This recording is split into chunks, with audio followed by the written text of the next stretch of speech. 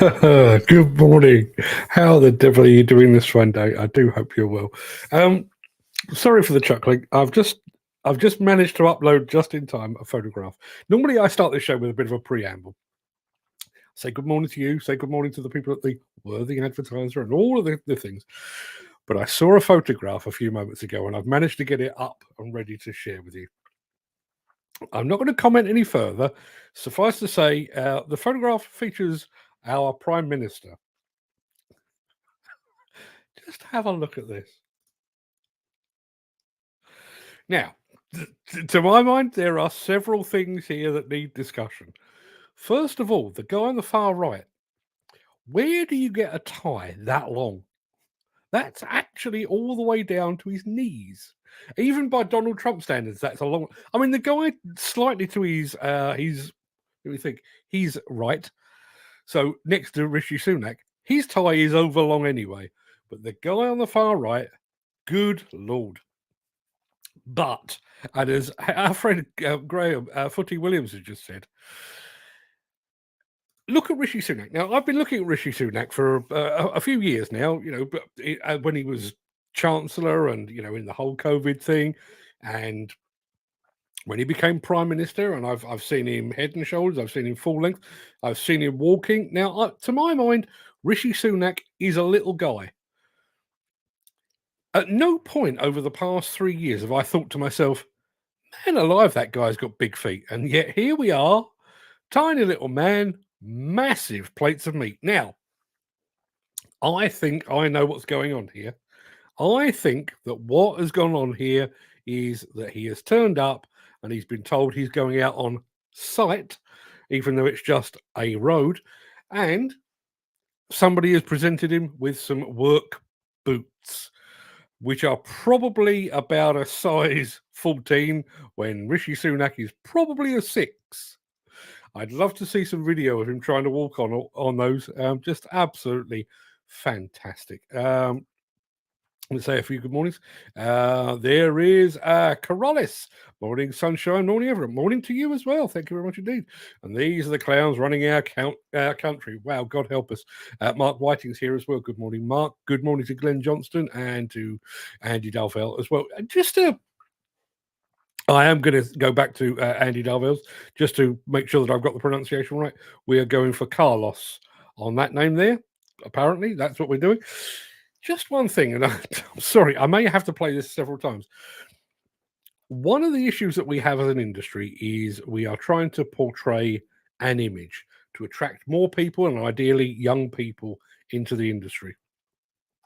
If you were 15 years old and you were looking at that, is there anything in that photograph that thinks, yep, that would be the career for me? I want massive boots and a huge tie. That's precisely the career for me. I don't think so. Now, as I say, I might play that again a bit later on. It's amused me knowing that. Without further ado, I'm going to roll the intro, post the question of the day, and get this show on the road.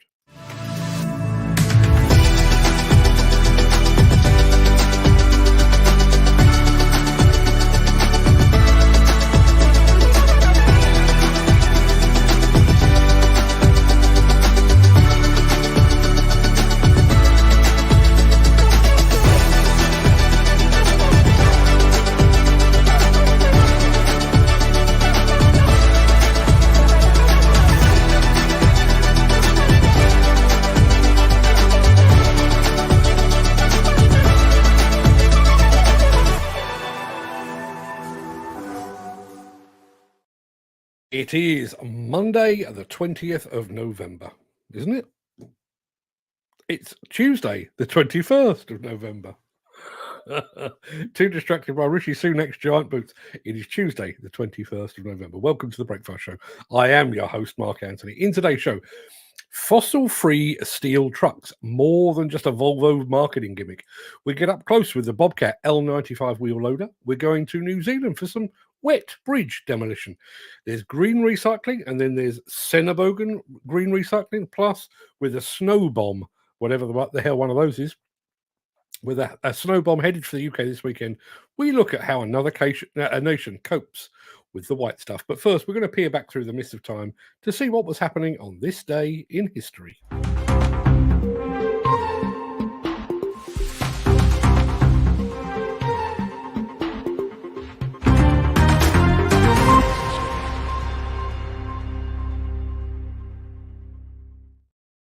On this day in 1806, Napoleon banned all trade with Britain. They really are like the worst next-door neighbours, aren't they? And who wants their stinky cheese anyway? Me. Me, I do. In 1931, the first ever movie adaptation of Mary Shelley's Frankenstein was released, with Boris Karloff taking the role as the monster. In 1953, the British Natural History Museum was forced to announce that the Piltdown Mound skull, one of the most famous fossil skulls in the world, was in fact a hoax. On this day, in 1963, US President John F. Kennedy flew to Texas. He would be assassinated the following day. If ever there was a good time to miss your flight, that surely would have been it. In 1976, the movie Rocky premiered in the UK, and I don't think any of us have ever run up the stairs in quite the same way ever since. In 2017, Robert Mugabe resigned as a Zimbabwe leader after 37 years. In 2019, Elon Musk unveiled the Tesla Cybertruck. One of the key features of the vehicle was its shatterproof windows. And then, during a live demonstration, it was proved otherwise. Now, before we get into the real meat of the show, let me very quickly remind you of the question of the day.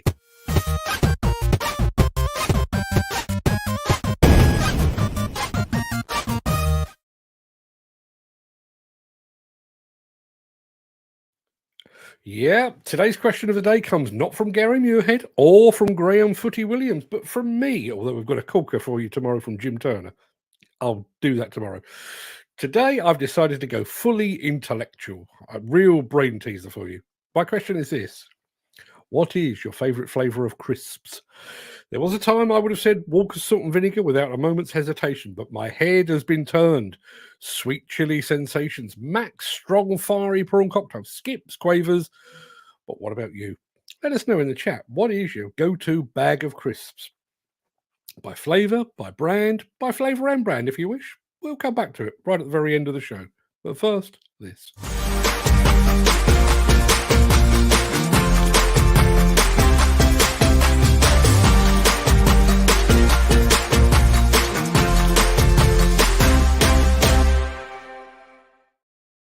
You might recall that a year or more ago, we brought you the news that Volvo Construction Equipment had produced a haul truck made entirely from fossil-free steel. It was quite the PR success. Just about every industry publication worth its salt carried the story. After us, of course. Although whether the worthing advertiser ever got around to it, who the hell knows. At the time, I said that this was typical of Volvo doing something just to prove they could and going that extra mile. But as it turns out, this was more than just a marketing exercise. As you're about to see, the fossil-free steel truck is very much the real deal. So at Pensy Supply, we have over 15 different locations, including aggregates, asphalt, ready mix, and construction services. We're located here in East Petersburg and Mannheim Township. So at this respective location at what we call East Pete, we do over 700,000 tons of aggregates per year. Those materials are really used in the building material space. So we serve both the asphalt and ready mix construction industry, but then we also do some sub-base for roads, parking lots, things like that. CRH has set forth a goal of net zero by 2050. So to really support that effort, we put together sustainability roadmaps. So we're really excited about this partnership with Volvo related to the fossil-free haul truck. What's great about this unit is that everything is fossil-free, with the exception of the components. So the chassis and the body of the truck are both fossil-free. It really helps us support our vision on how we can help support a carbon-free or carbon-neutral environment. We're on the journey together. I think we look at our business or any businesses, nobody can really do it alone. And so trying to line up people that are and companies that are like-minded in terms of their sustainability agenda, where they're trying to go, and then figuring out how we can get there together, to me that's really powerful.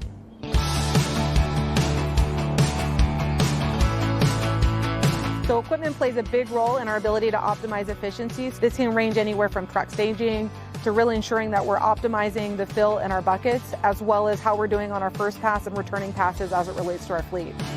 Our quarry operation here at East Petersburg here in Lancaster County is a traditional plant. Our processing plant is very unique in that each product that we produce goes into a bin. And those bins then are downloaded into haul trucks that are then taken to the stockpile and stockpiled for the customer service and or asphalt or ready mix. We have two A40s, one's an F and one's a G. We have the A30G, we have an A60H, we've got an L220H, and then we also got an L110 that supports the asphalt operation, feeding their materials into their bins. Producing over 6,000 ton a day, every bit of that stone needs to get to the piles from the plant. So our trucks have to be able to do this in a safe and comfortable way for our employees.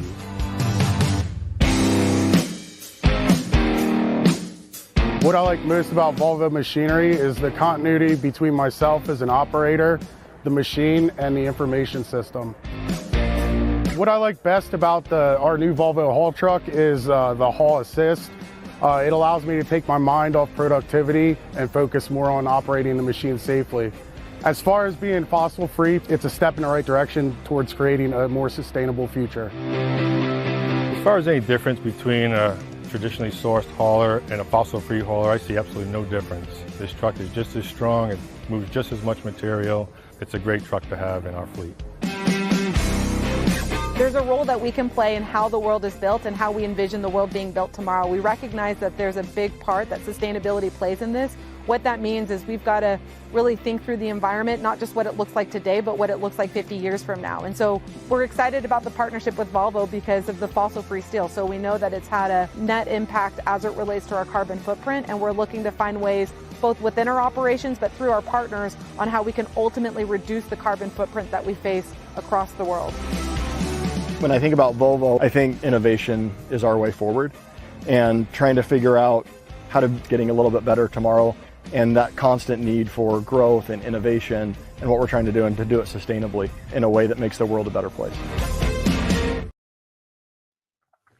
Yeah, don't know about, I don't know for sure, but I would imagine that machine carries a hefty price premium. So hats off to Volvo for making such a bold environmental commitment in the first place, but hats off to the customer for pinning its colours so firmly to the sustainability mast. And Gary Muirhead, all the way from Tenerife, says Volvo do make an amazing truck, world class. Yeah, I still say the Volvo ADT is the one to beat. Should we have some more of something else? I think we should. Let's do this first. If you are enjoying this episode, please consider supporting the show. You can leave us a tip at buymeacoffee.com/demolition news. According to my records, like I keep records, it's been a week or two since we last featured those fine folks at Bobcat. Well, we're about to put that right. And the machine you're about to see was one of my favourites from my trip to Bobcat's European headquarters in the Czech Republic just a few months ago. This is the Bobcat L95 compact wheel loader.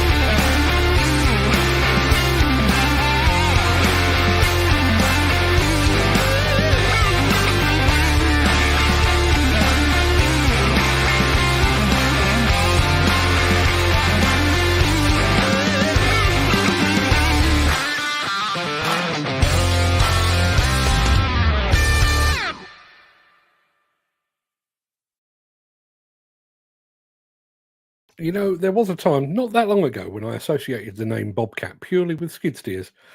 They're way more than that these days. Let's have some of this.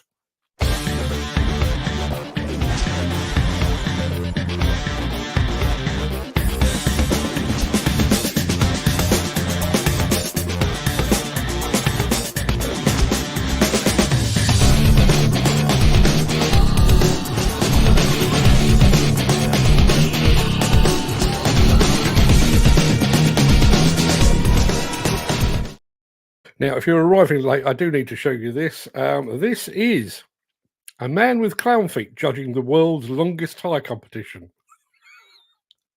Oh dear. And now for something completely different. Usually when we feature bridge demolition projects, it's high speed, it's against the clock. The road or railway beneath the bridge is closed and prepared for the demolition about to take place overhead. But not all bridge demolitions look like that. And we're heading for New Zealand to see some rather wet bridge demolition. Take a look.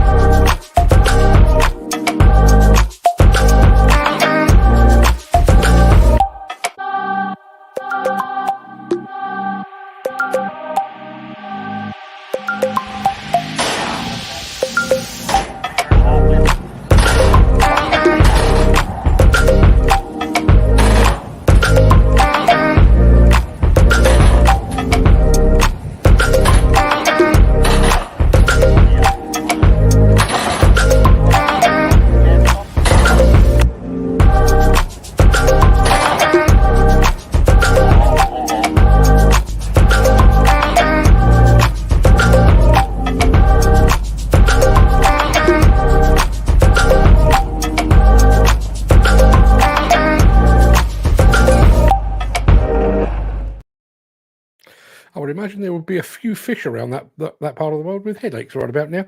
Now, I have actually judged the New Zealand Demolition and Asbestos Association, NZDAA Association Awards for the past 3 years now. I have to say, some of the country's demolition contractors, Ward Demolition, who you've just seen, McMahon Services, and a whole bunch of others, doing some really terrific work. Looking forward to seeing the results of this year's awards. I did my judging just over a week ago, so looking forward to seeing if the other judges agreed. They don't normally, maybe because they have vested interest and I'm a good 10,000 miles away. I don't have to worry about things like that. So let's have a little spot of this.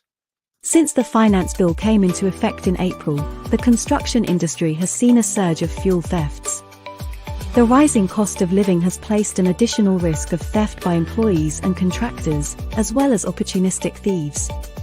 By using diesel dye and placing warnings of its use, you are sending a clear message that this is your fuel.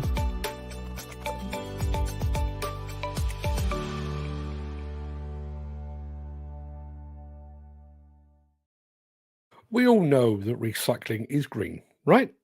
But did you know you can make it even greener still if you choose the right equipment?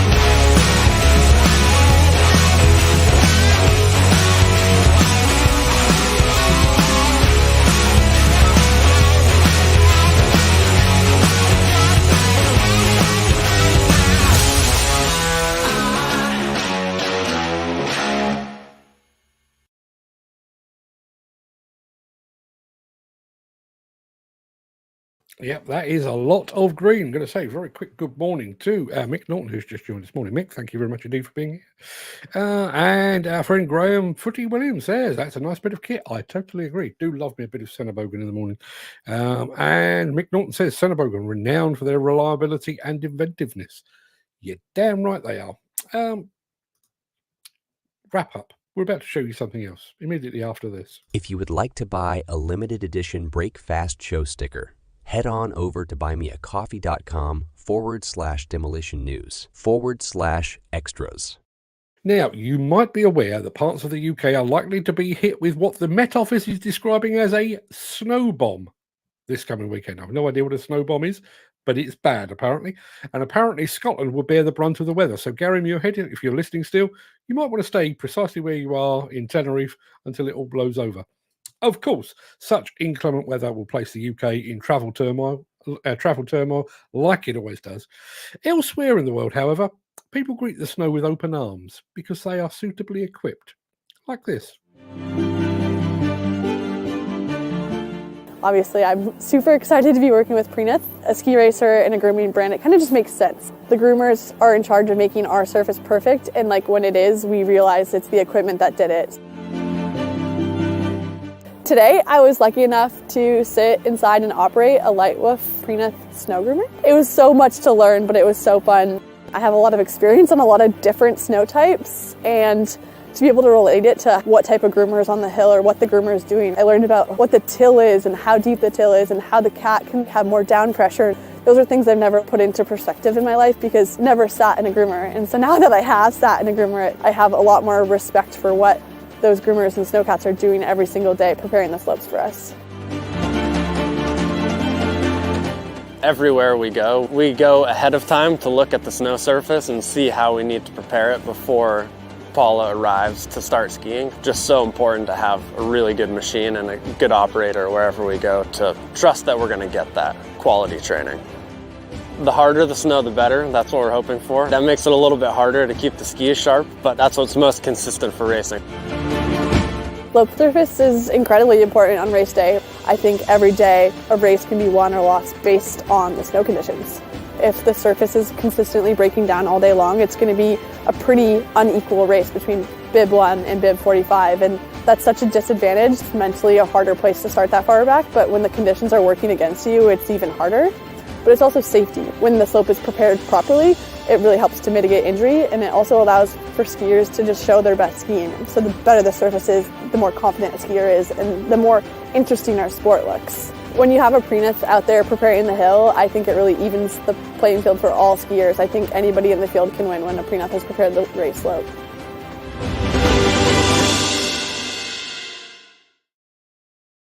I have to admit, I absolutely love the snow. No desire to actually be out in it, but I love watching it out the window. Ideally with a nice cup of hot chocolate in my hand. Absolute bliss.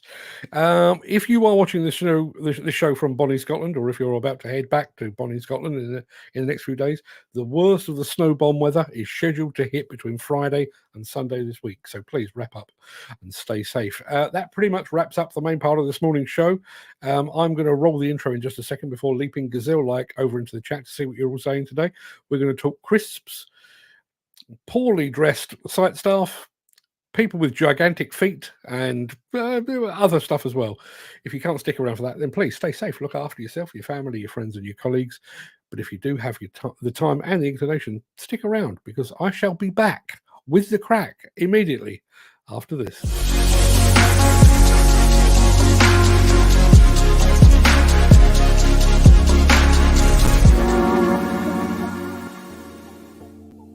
Good morning, all. Let's set the screen up as we want it, shall we? Yeah, I like that. We're going to do the remainder of the show looking at those people. We may not do all of it like that. I know this is pretty belated, but did you get my message the other day about people, at least in California, and eating a permit to grade anything, needing a permit? I did. We did mention it on the show, but thank you very much indeed for coming back to us. Yes, apparently, if you are working in construction in California, you do need a permit. You do need a an actual permit, a piece of paper that says that you are able to do precisely that. I'm going to put this up just a little bit longer. There it is. Now, I'm going to go back to the beginning of the chat. The guy on the left, I think, gets off scot-free. He looks warm. He looks like he knows what he's doing. The guy in the giant boots, we all know, doesn't know what he's doing. The guy third from the left obviously thought, I'm going to go long tie. I'm going to meet the Prime Minister. I'm going long tie. And the guy on the far right there said, I've got you beat, pal. I see your long tie and I raise you 7 inches. What in the name of sanity? Right, okay, let's go back to the beginning of the chat because we need to talk. We're going to talk crisps, but given the fact that our friend Wolf Welder is in the house, we're going to talk chips. That's crisps if you're in the UK, chips if you're in America. Just to be clear. And yes, I do think we should have gone with chips ourselves because crisps is a really strange word to say. Jim Turner is first off the mark this morning. Morning, Jim. And Jim has also come up with a corker of a question of the day for tomorrow. It arrived too late for me to use it today because the show was already in the can, but I will be using it tomorrow. Be prepared. Gary Muirhead, all the way from sunny Tenerife. I hope it's still sunny. Good morning, Mark. Good morning, gang. Good morning to you as well. Thanks indeed for joining us. You don't have to, Gary. We love having you here. Wouldn't have it any other way, but please feel free. If you want to take a morning off, you are on holiday. We won't think ill of you, I promise. Andy Darwell says, good morning. Good morning, Andy, as well. Good morning to Ken Hatcher, who has got some fluffy clouds by the looks of it. Who else have we got here? Our friend Chris Ford. Good day to you all. Hope everyone is fit and well. Firing on my last 3 remaining cylinders today, Chris. Thank you very much indeed for asking. Andy Bullock is here as well. Morning, Andy. Thank you very much indeed for pitching up. Glenn Johnston is in the house. Graham Footy Williams is in the house. And there is Andy saying good morning to Carlos, who then says good morning, everyone else. Morning, sunshine. Morning, everyone. Yes, quite right. Now, sorry, I've got to put this up again. Now, bearing in mind, I know the ties. I can't take my eyes off the ties. But Rishi Sunak's feet. We've had a comment from a man who has size 17 feet. Hence the reason he goes by the name of Footy. He has size 17 feet, and even he says the size of those brown shoes. Coming from a man with size 17 feet, honestly. And there you are. And these are the clowns running our country. Wow, God help us. And what was the instruction with that? I know I'm dwelling on this. It just amused me enormously. What was... there's a photo opportunity. And I don't know who the other 3 guys are. I'm sure they're smashing gentlemen and very good at their job or whatever. But Rishi, we need you to go and stand in a road and point at a pothole. Just in case people don't know what potholes are. I wouldn't mind, but it's not even a big pothole. Not compared to the size of those boots anyway. Right. I think we're probably done with that. Mark Whiting is here as well. Now, question of the day came from me, which is why it's not up to the usual high standard. But the question of the day was this. Which is your favourite flavour of crisps? Now, as I mentioned earlier, there was a time I would have said immediately Walker's salt and vinegar. And I know I share a feeling with Andy Dovell, which is going to come up later. There were every once in a while you'd get a bag of Walker's salt and vinegar crisps that made you pull a face like you were having a stroke. They were so filled with vinegar, they literally made you a bit weird. But what is your favourite? Let's have a look. Gary Muirhead says, I'm ready salted or cheese and onion. Now, bearing in mind he's in, what are they called? Yeah, he's in Tenerife at the moment. The ready salted Spanish brand Lays, Lays. Oh, they're good.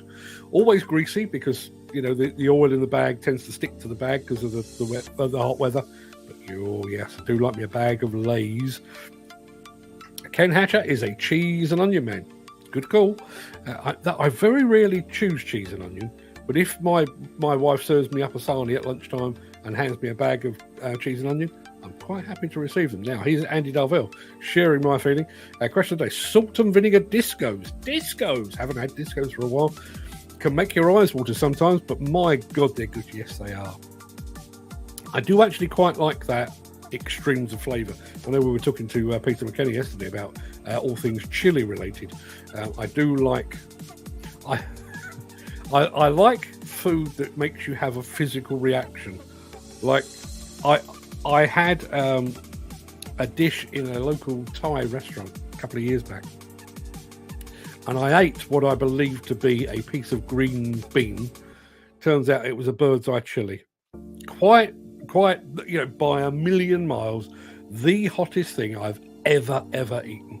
And it was so hot that my leg began to twitch. I was really pleased about that. I honestly, I love that kind of thing. And yes, salt and vinegar discos making your eyes water. I'm all for it.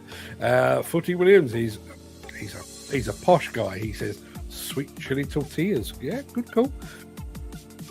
Gary Muirhead getting off the subject of crisps, quite rightly, given the pure nature of this show. Volvo do make an amazing truck. Yes, they most certainly do. Question of the day. Cheese. Is that Tato cheese and onion? Says Glenn Johnson. Is that a brand or is it just cheese and onion? Don't know.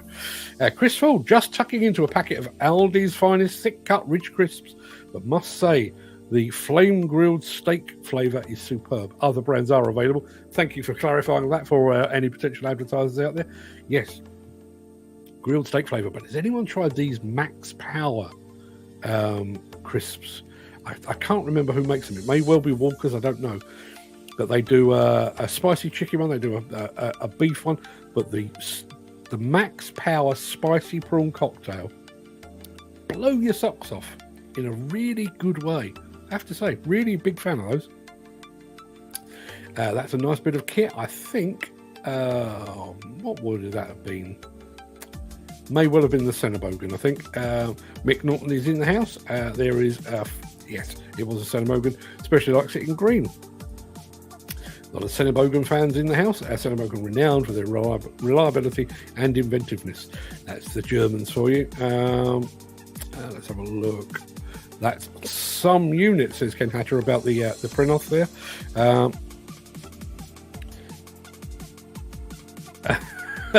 The joy of skiing is you soon learn what is downhill, even if you're facing uphill. Ain't that the truth?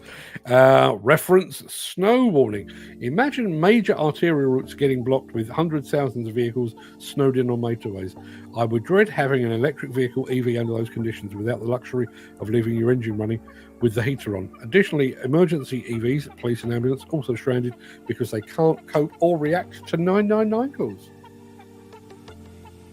I wonder.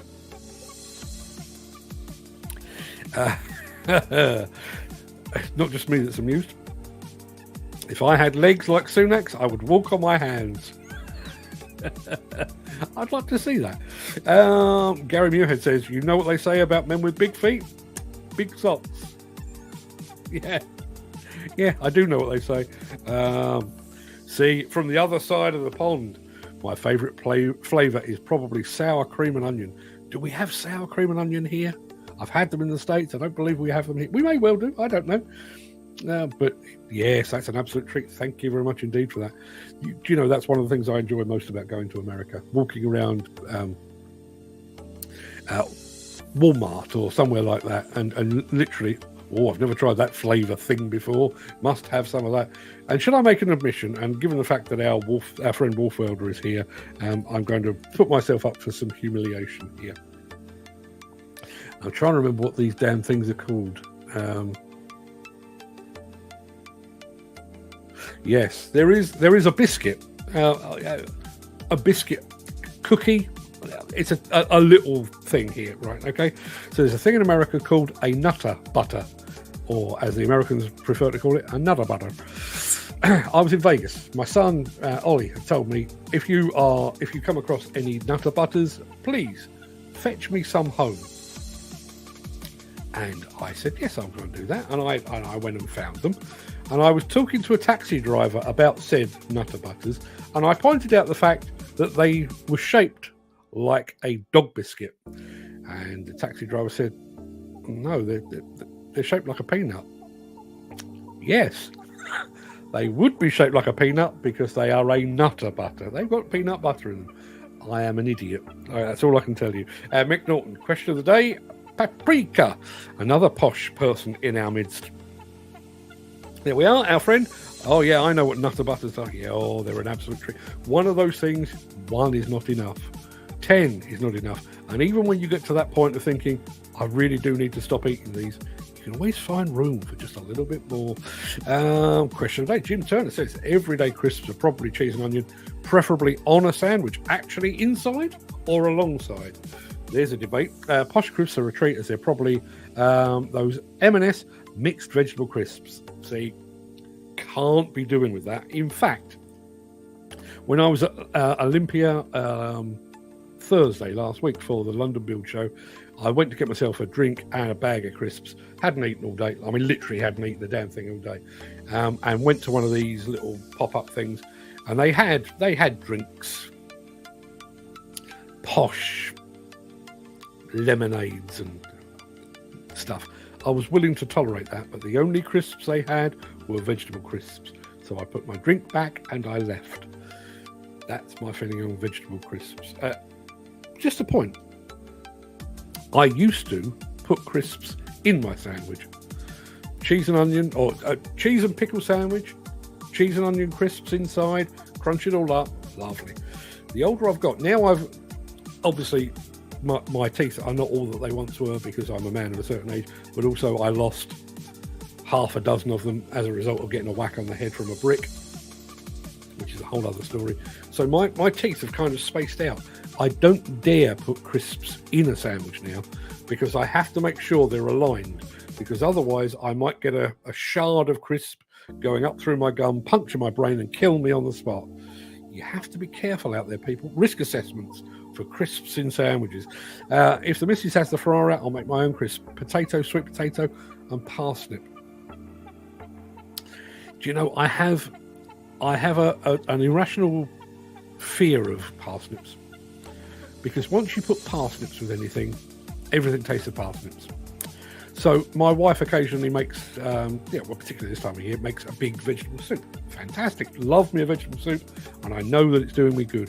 But if there's parsnip in there, vegetable soup becomes parsnip soup. It's the same as at Christmas.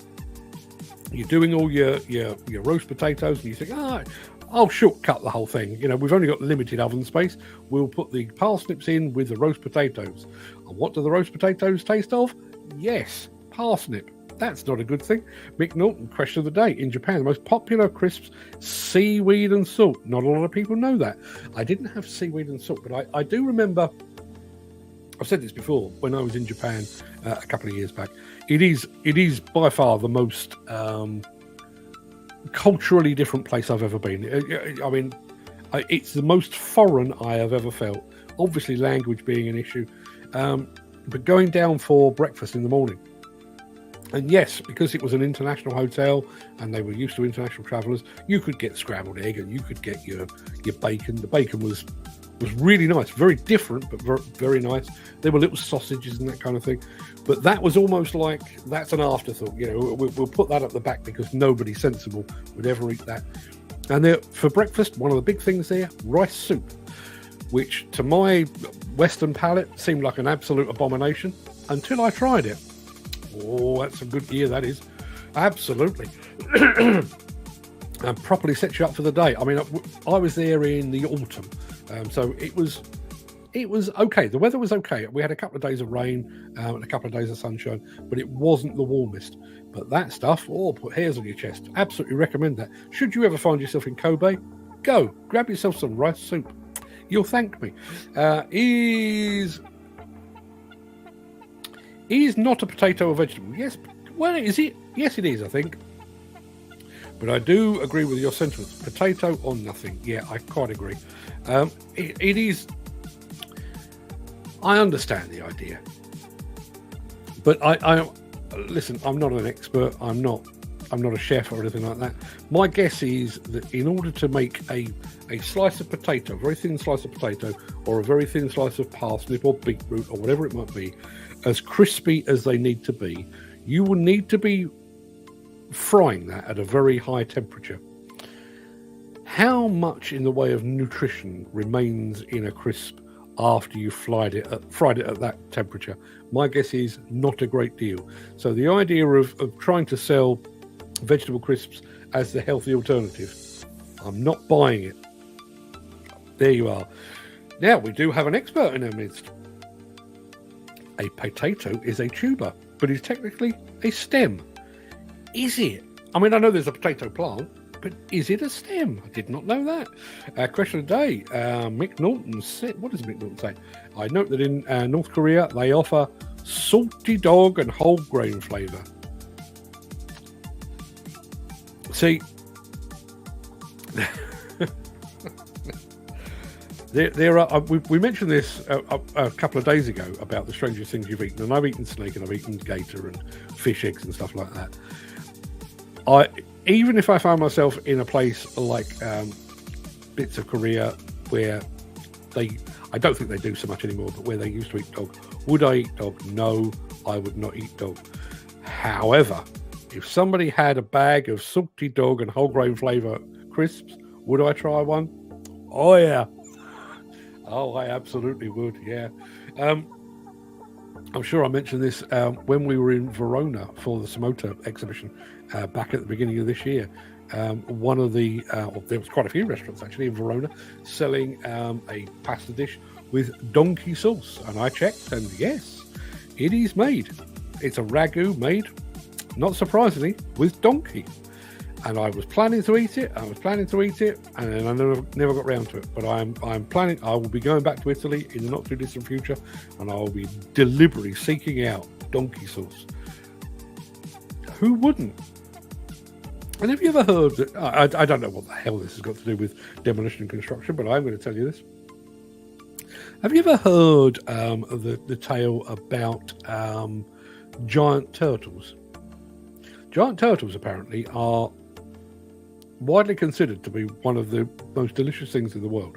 How do I know this? Well, apparently there were several expeditions sent from the UK, from the Natural History Museum, to go over to wherever it is that you pick up your stock of giant turtles, to bring them back alive, and to actually take them put them in the London Zoo or whatever it might be, study them and all that kind of thing. So a ship was sent over. It was loaded up with turtles, and it came back. And when they got back, the crew had eaten all of them.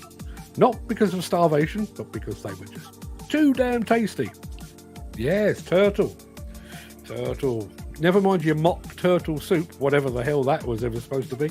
But yes, apparently turtle. So yes, if ever I found myself in a part of the world and they're offering up a bit of deep fried turtle, count me in. I'm all about the deep fried turtle.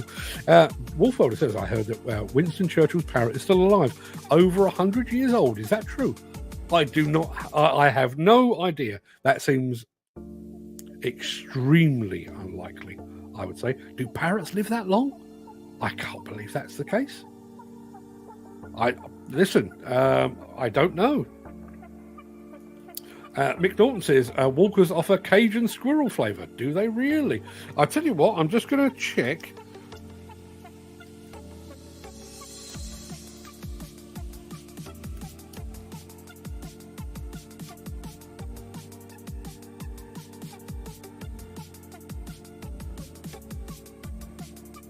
Well, apparently that is one of those things. Apparently, Charlie was the pet. Charlie the parrot was the pet that never was. It was said to have been born in 1899, bought by the Churchills in 1937, and outlived its owners. But apparently Churchill's daughter, Lady Soames, dismissed this as untrue. Churchill never owned a foul-mouthed parrot, although he did own an African grey parrot named Polly, not foul-mouthed, sold the bird before assuming the role of Prime Minister. Don't know where that rumour came from. I liked it. And Graham, Footy Williams, says, parrots can live to 150. Can they? I mean, I know we've just done turtles, and I know giant tortoises can live a bloody long time, literally hundreds of years.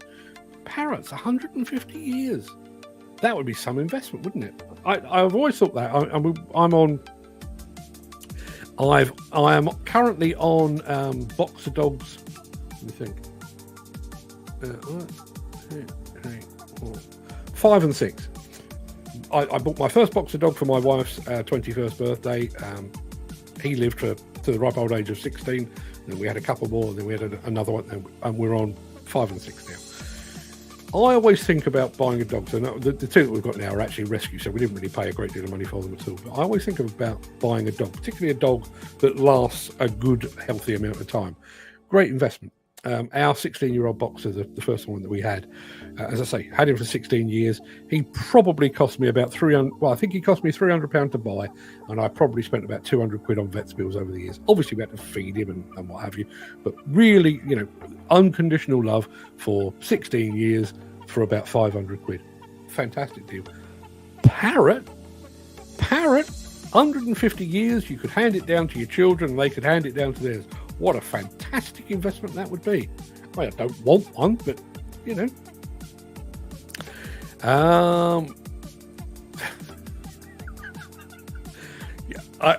I have a mental picture in my head now of Jim Turner with a serviette tied round his neck, a knife fucking hand, drool coming from the corners of his mouth, because he says, turtles and tortoises do look like they'd be nice and meaty, and reckoning the texture of a pork joint. I have to be honest, even though I'm aware of this, apparently how delicious our turtles are, I've never once looked at a turtle or a tortoise and thought, tasty. But I reckon once you peel one, once you get that crispy outer layer off, I'm assuming you don't eat that bit. But once you get that crispy outer layer off, I'm guessing there is quite a bit of meat in there. Wonder what they feel like. I know the bits of a tortoise or a turtle that are exposed, the legs and the head are kind of scaly is the wrong word, but they look hard. What's it like inside? Is it like a baby bird with no feathers or skirt? If you crack open a tortoise or a turtle, is it naked inside? If anybody knows, please let me know. Our friend Wolfwelder says, I had turtle soup once, it tasted fine from what I remember. Oh, envious now. Need to go and find myself some turtle. Is that boiling the shell, or do you microwave them? Well, if you microwave them, do you have to pierce the shell first? I know you do with eggs. You don't want to blow the door off. But my guess is the shell is open enough to let the steam out. How have we got to the point in the show where we are microwaving tortoises? I have honestly no idea. Mick Norton says, in 1971, my farewell feast in the Solomon Islands included 45 turtles cooked in their shells. Once you've spooned off a lot of grease, it's palatable with some sweet potato boiled in fresh coconut milk. I'll send a photo later. Mick, please send me a photograph of 45 cooked turtles. That would make my day. But they're greasy. See, in my head, I hadn't thought of that. Although I guess they live in the ocean, they're a cold-blooded animal, right? They need to keep warm. I guess there would be a layer of a fair degree of fat there to keep them nice and toasty. Yes. You would have to remove them from the shell, says Wolfwelder. Their body is fused into the shell and their backbone is part of the shell. Is that right? God, the stuff you learn. I did not know that.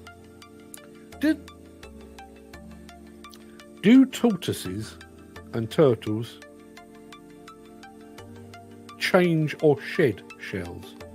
I'm guessing giant turtles over a period will have to shed or regrow or something, because they start out that big and they end up bloody enormous.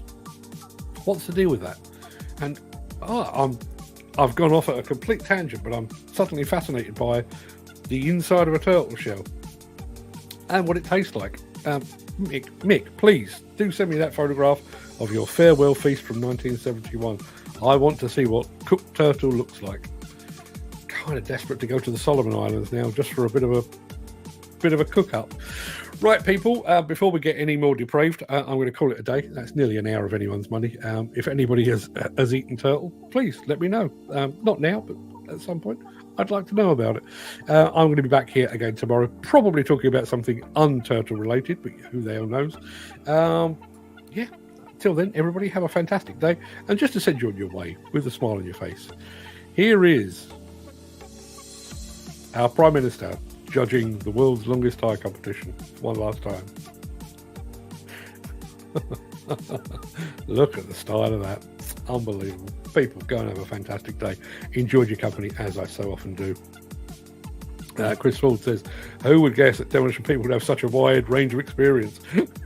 Bizarre, right? Sailors through the years always used tortoises as food because they were easy to catch and stayed alive for months. Yes, I've heard that, but I've also heard apparently delicious. I wonder if my local pet store would sell me a tortoise as a light snack. I'm guessing they probably wouldn't. Everybody, go and have a fantastic day. Thanks for your company. See you all very soon. All the best.